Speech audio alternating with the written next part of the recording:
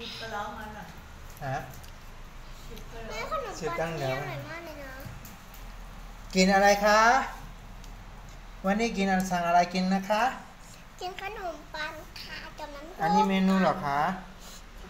สั่งอะไรไปบ้างคะ ค่ะไม่ได้สั่งเลยค่ะ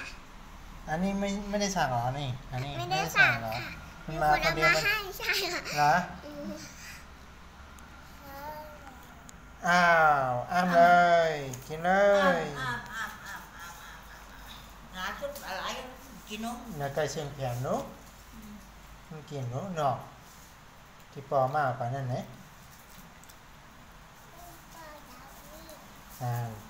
ยาวนี่นั่งจ้องอะไรแล้วมากินกินน้ำส้มมั้งก็กินกล้วย ว่าอยากใครลูกกินขนมปัง ลุงกินอะไรนั่นไหน ลูกอยากกินน้ำผึ้ง กินอันนั้นมันกินอันน่ะอันนั้นมันกินอันน่ะอันนี้กินไงจ้ะ ไม่กินไม่ชอบ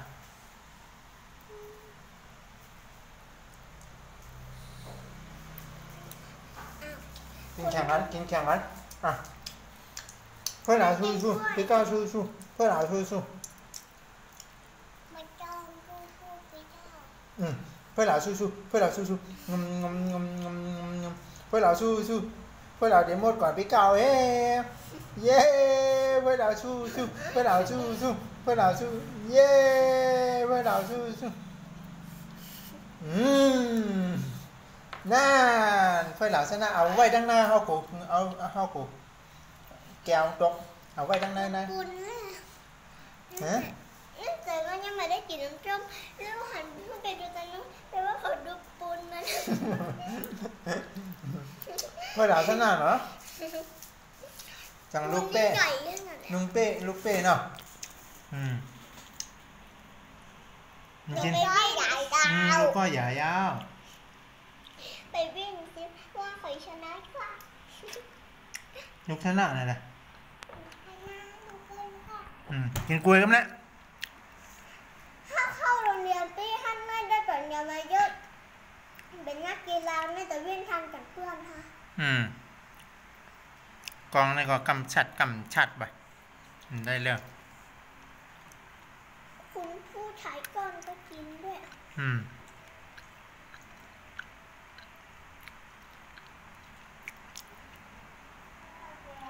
ฝรั่งบ้านไหนอ่ะฝรั่งที่มาดูห้อง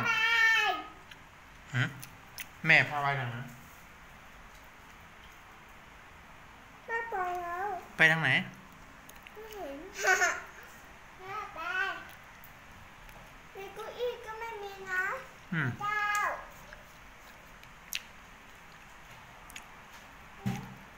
เดี๋ยวลูกโต โอ้เอ๊ะนั่นกินกล้วย เป็นตัวเอา เป็นเต่า อุ้ยเต่าชอบกินกล้วยเหมือนจะหรอแม่เป็นลิงเหรอไม่เป็นดาวเอาอ่ะ เต่ากินกล้วยเต่ากินกล้วย เต่ากินกล้วยกินสองคนกินแข่งกัน เปิด กินอะไรพ่อกัน เอาเปิดไม่ได้ ได้กัน ไม่ได้ พ่อกันมาปอกก็ก่อน ลูกเป็นเต่าเนาะปีตาลูกเป็นเต่าลูกเป็นเต่า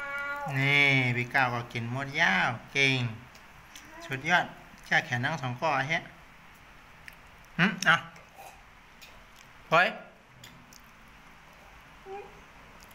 ากให้หนูไป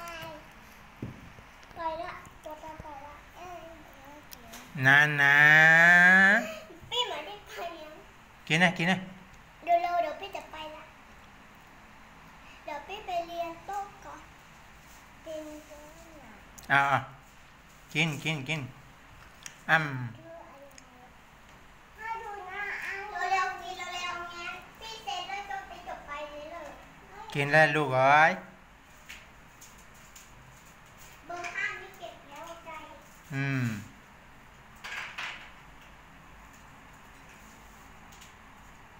อ อ้ำ